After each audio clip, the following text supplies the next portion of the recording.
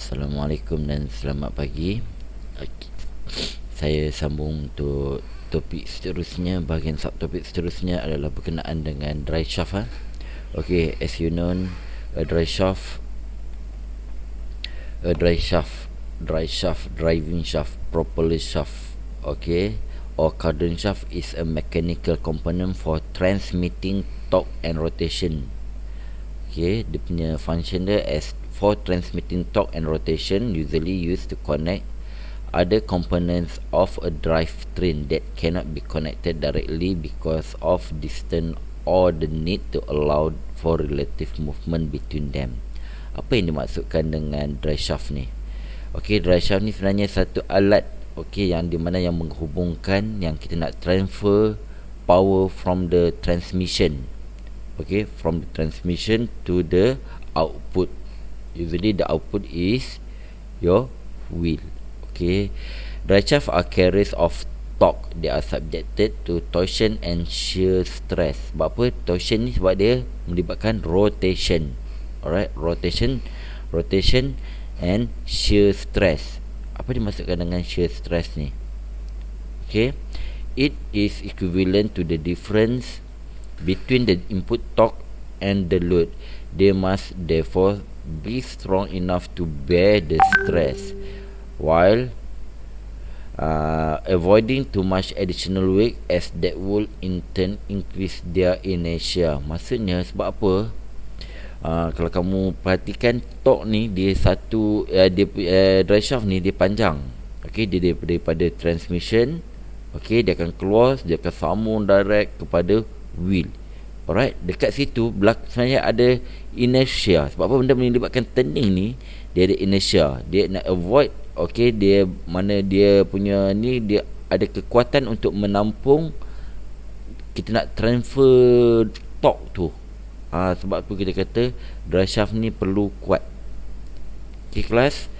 To allow for variation in the alignment and distance between the driving and driven component, drive shaft frequently incorporate one or more universal joint, jaw couplings or rack joints, and sometimes a spline joint or prismatic joint. Maksudnya dia biasa dia nak connect dengan wheel tu, dia ada spline. Tapi kalau kita menggunakan propeller shaft, alright, drive shaft juga adalah salah satu dia propeller shaft, dia menggunakan universal joint. Alright, itu yang dikatakan drive shaft. Kita tengok gambar aja drive shaft ni. Okey, ini kalau kita tengok drive shaft, dia ada ni intermediate. Kalau kamu tengok dia ada zapper joint. Okey, right drive shaft, ni left drive shaft, ni ada cardan joint ni, ataupun coupling lah, kita kata universal joint ni tadi. Universal joint, yang ni dia punya pemegang dia. Okey, ni tripod joint. Dalam tripod joint ni, dia kita ada grease dalam ni. Benda ni that you will learn in the automotive workshop. Okay, in automotive shop you will see the practical how the drive shaft in functioning.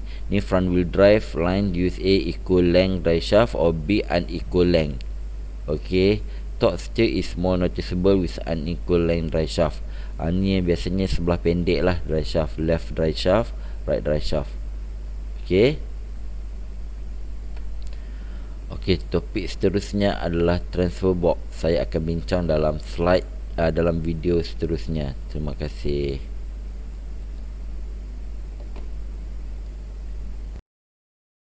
Okay, Assalamualaikum and a very good morning. Okay, today I continue my topic on transfer box.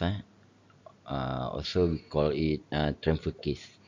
Okay, usually transfer box or transfer case ni are using in the four-wheel drive vehicle, either part-time four-wheel drive or full-time four-wheel drive lah. Alright.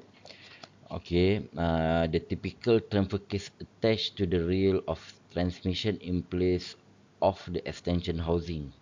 Dia typical transfer case ni, dia akan attach dekat rail transmission. Dia berada di tengah-tengah lah. Dia di antara dua differential lah. Biasanya dua differential, iaitu front differential and rear differential lah.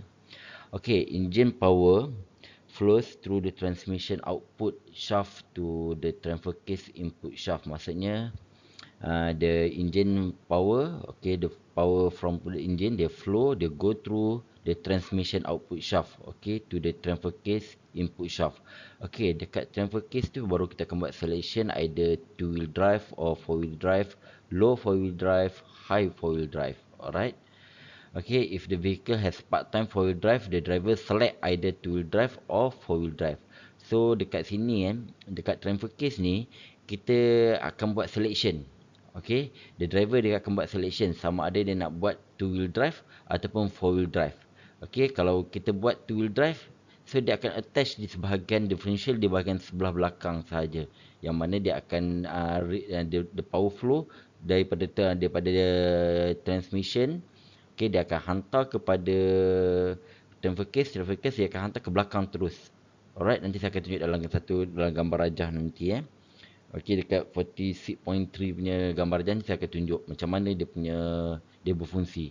Okay, seterusnya, okay, gearing in the transfer case then sends power to only the rear axle for two-wheel drive or to both front rear axle four-wheel drive. Maksudnya dekat bahagian depan axle dan juga belakang axle. Okay, at the front axle and rear axle, they have differential. Okay, differential front differential and the rear differential Okay, some vehicle have full time four-wheel drive. Okay, the transfer case remain in four-wheel drive and the front axle engage automatically as soon as the rear wheel begin to spin. Maksudnya, ada setengah kereta dia full time, dia all wheel drive. Ya, kalau kamu tengok kereta, salah satu contoh saya bagi adalah Honda CR-V, dia ada AWD, all wheel drive. Maksudnya dia full time four wheel drive. Apabila wheel dekat rear wheel tu begin to spin, automatically yang front pun dia akan front pun akan engage juga. Itu yang full time nya. Dia berbeza di antara part time dengan full time four wheel drive. Okay, automotive transfer case are classified as single speed or two speed. The single speed transfer case can divide the power and deliver it to either axle or both angle. In addition, the two speed transfer case has low range and high range. Sebab saya cakap tadi, dia ada, kalau kamu tengok dia dekat kereta, dia ada biasa akan tulis 4L ataupun 4H. Itu yang membezakan dia antara low gear dan juga high gear. Usually low gear ni kita gunakan untuk more yang torque yang tinggi. Okay, kalau high gear yang standard punya kenderaan yang standard, sama ada dia nak mendaki bukit atau dia menjalani, kalau kereta di luar negara biasanya musim salji, dia nak melalui kawasan salji tu, biasanya dia akan menggunakan yang 4H untuk yang high four wheel drive Alright. Okay, seterusnya kita akan tengok the next slide. Okay. Yang ni saya cerita tadi ni. The transfer case are classified as single speed or two speed. The single speed transfer case can divide the power and deliver to either axle or both axle. In addition, the two speed transfer case, dia ada low range and high range. Okay. The driver can select either two wheel drive, four wheel drive in high range, neutral or low range four wheel drive. Okay. Nanti kita, yang ini yang kita tengok kat figure lah. Nanti saya tunjuk kat figure. Alright. Yang ini yang transfer case ni. Okay, transfer case ini yang figure 46.1. Okay, the power from the engine dia hantar. Okay, ni dia ada front differential, dia ni dia ada rear differential Dia akan decide ni transmission, dia akan hantar power. Mula-mula tu dia akan, biasanya kalau two wheel drive, dia akan hantar ke main rear axle. Okay, apabila kita pasang dekat four wheel drive, baru dia akan hantar dekat front wheel drive. Okay, kat ni differential front wheel drive, front rear axle, front axle. Okay, seterusnya adalah berkenaan dengan gambar seterusnya. Ni yang saya tunjuk tadi, yang saya beritahu 46.3. Okay, dekat location of transfer case, kat sini adalah transmission, dia hantar. Okay, kat rear differential, ini adalah front differential, dia akan hantar power. Alright, di mana dia akan pilih. Untuk bahagian yang four wheel, yang bahagian yang low range dengan high range ni, kamu akan belajar nanti apabila kamu mendalami tentang automotif lagi sebab untuk peringkat kamu kan saya just explain apa yang dikatakan dengan front differential dengan rear differential. Biasanya dalam bengkel nanti kamu akan diperkenalkan waktu kamu belajar transmission waktu transmission kamu akan tahu. Okey, itu adalah berkenaan dengan transfer case. Okey, sebenarnya saya cerita sedikit lebih detail Dia sebenarnya dalam kamu punya transfer case dan dalam kamu punya transfer case ni dia ada planetary gear. Okey, dia ada planetary gear di mana from transmission macam mana. But to transfer case dalam keadaan neutral, dia akan hantar ke rear axle saja. Lepas tu kalau transfer case dalam two wheel drive high range macam mana dia akan engage. Dia ada satu benda yang akan engage untuk membenarkan untuk membenarkan dia bergerak di lock. Dia lock maksudnya dia punya transfer power flow tu, pergerakan power flow melalui planetary gear. Okey, transfer gear in four wheel drive high range pula. Okey, untuk yang tu dia lebih detail lagi sikit dia sebab dia melibatkan rear dan juga front. Okey. Seterusnya transfer gear in four wheel drive low range. Okey, low range ni biasanya dia akan engage dia akan kalau kita tunjuk gambar rajah dia akan engage dia akan lock dekat bahagian sebelah kiri tayar tu. Okey, supaya power dia akan berlaku gear reduction. Bila gear reduction biasanya 1/3 1/3 di mana gear kecil dia nak putarkan gear yang besar. Itu yang berlakukan low range punya kita berlaku gear reduction. Alright, itu adalah berkenaan dengan transfer case. Okey, seterusnya adalah berkenaan dengan servicing Transfer case ni servicing dia sama juga kamu servicing manual transmission di mana kita akan ada tempat yang masuknya minyak, kat situlah keluarnya minyak. Alright, kita untuk dia punya oil lubricating system. Itu sahaja untuk transfer case. Okey, ada lagi bahagian construction transfer case Construction transfer case. Kalau kamu saya cerita tadi dia ada aluminium retainer, rear case, drive chain, front output shaft sprocket assembly. Yang ni yang partly disassembled part-time four-wheel drive transfer case with planetary gear set to provide gear reduction. Yang ni daripada Chrysler Corporation Biasanya yang ni adalah kereta Continental Yang ni planetary gear ni daripada input shaft. Benda ni dia akan datang, kemudian dia akan pergi kepada bahagian front output. Lepas tu dia ada yang bahagian belakang, yang bahagian real output. Alright. Okey, topik seterusnya adalah berkenaan dengan axle shaft. Okey, tentang axle shaft ini adalah yang bahagian terakhir yang untuk topik chapter 5, axle shaft. Apa yang dimaksudkan dengan axle shaft ni sebenarnya adalah tentang real axle shaft. Dia nak cerita tentang yang apabila kita menggunakan kenderaan dalam powertrain ni, dalam kita menggunakan kenderaan four wheel drive, biasanya kita daripada transmission kita akan melalui transfer case, dia hantar power flow ke belakang. Okey, dia akan hantar kepada bahagian rear axle shaft. The rear drive axle or rear axle is often suspended from the body of frame of the vehicle by lift spring attached to the axle housing. Maksudnya dia ada bahagian lift spring ni bahagian lift spring. Vehicle with other type of spring position. The rear axle with control arm, figure 45.1. Nanti saya akan tunjuk kamu figure 45.1, iaitu tentang yang mana kedudukan rear drive axle. Saya rasa benda ni saya tunjuk dekat mula-mula sekali bila kita cerita tentang iaitu kita cerita tentang powertrain system ada saya pernah tunjuk sebelum ni. Okey, iaitu berkenaan dengan figure 45.1 ni kita cerita tentang gambar rajah lah daripada transmission dihantar kepada iaitu dihantar kepada propeller shaft, masuk kepada differential, kemudian pergi kepada rear drive axle. Alright. Vehicle, okay, a rear axle perform several function. Benda ni kamu kena ingat. Biasanya dia ditanya dalam soalan lah. This include changing the direction of drive shaft rotation by 90 degrees to rotate the axle shaft. Changing rotation, dia akan tukar rotation by 90 degrees to rotate the axle shaft. Sebab apa? Kamu datang daripada sini, dia nak pergi macam ni lah. Dia daripada yang bahagian ni, kita terima power daripada transmission. Dia akan 90 degree nak rotatekan axle shaft. Kita nak berlaku rotation perubahan.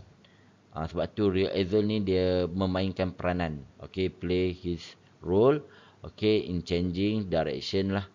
Okay, changing direction drive shaft rotation by 90 degrees to rotate the axle shaft. Okay, the second one is providing a final speed reduction between the drive shaft and the axle shaft through the final drive gear. Okey, yang ini yang gambar rajah yang saya akan tunjuk dekat slide terakhir nantilah. Nanti saya akan explain kamu macam mana dia menyediakan final speed reduction.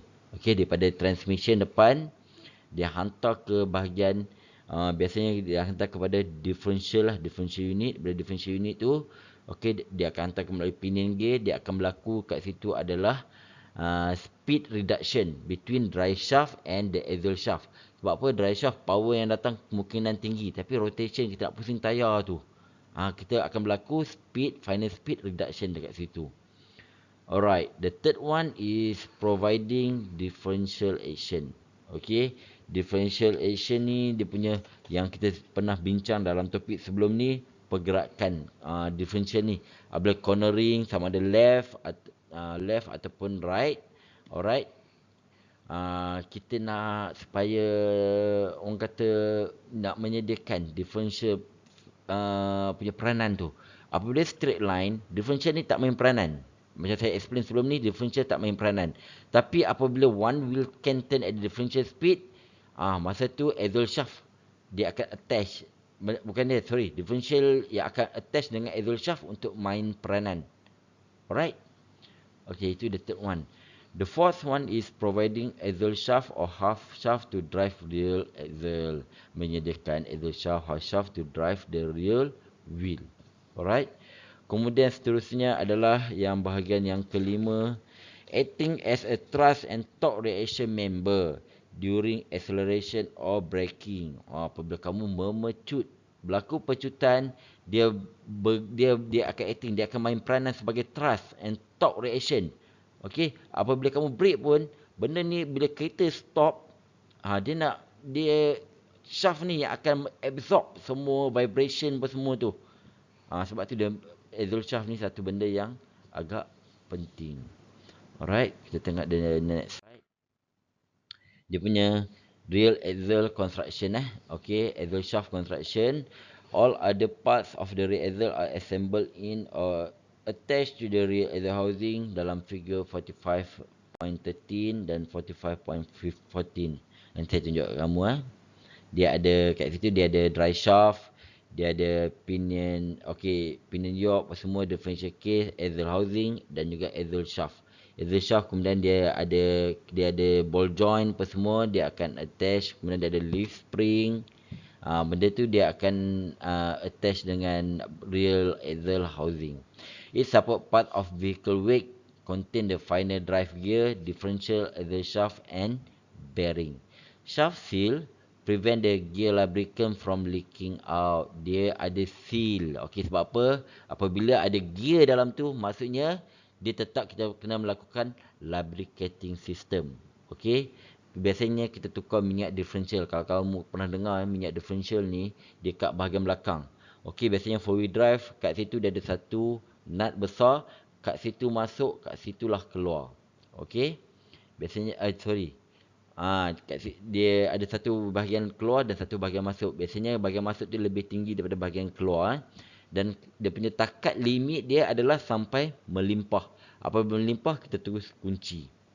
Alright. Kita lock dia punya tempat bahagian tukar tu. Okay, the axle shaft are solid shaft with no universal joint. Dia tak ada universal joint yang cantum dia tak ada yang bahagian yang cantum universal joint. Axle shaft ni dia satu solid shaft, dia akan attach terus dengan rear wheel. The wheel attached to the mounting flank. The wheel attached to the mounting flank in the outer end of the axle shaft. Splines on the inner end fit to the differential side gear. Mana dia ada gigi spline yang akan masuk dekat inner bahagian differential housing tu lah. Differential side gear. Kalau kamu ingat dia bahagian atas tu, dia bahagian yang kita panggil spider. Kemudian yang bahagian side gear. Okey, bahagian side gear dia akan masuk. Alright. Okey. Ni gambar rajah yang saya cerita tadi ni, yang bahagian 4530 ni. Okey, axle shaft, axle housing. Okey, kat sini dia ada dry shaft, pinion yoke. Okey. Ni biasa dekat sini bahagian kita nak tukar minyak dia. Kamu tengok ni adalah pandangan daripada top view Top view ni dia ada side gear ni yang dimaksudkan tadi. Kemudian dia ada ring gear. Alright, side gear dia akan attach dengan axle shaft. Okey, kat sini sebenarnya dia dalam bentuk spline. Okey, spline untuk masukkan axle shaft ke bahagian side gear.